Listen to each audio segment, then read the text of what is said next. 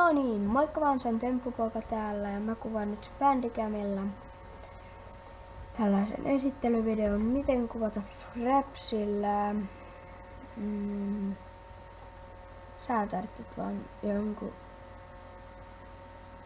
jos sä laitat, mulla on toinen F11, kontrolli F11, tää on F12 ja muuvi täältä näin.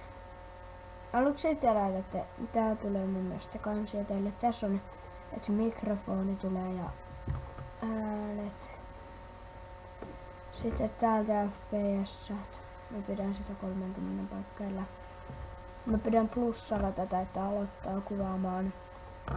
Screenshotit. On noin. Tää on nyt tällainen kräkätty versio. Tää ei oo oikea versio. Mutta introon ja näin. Tää on pieni esittelyvideo. Pyydän anteeksi, ei oo paljon videoita tullut pitkään aikaan, mutta no. Mitäs muuta tässä nyt?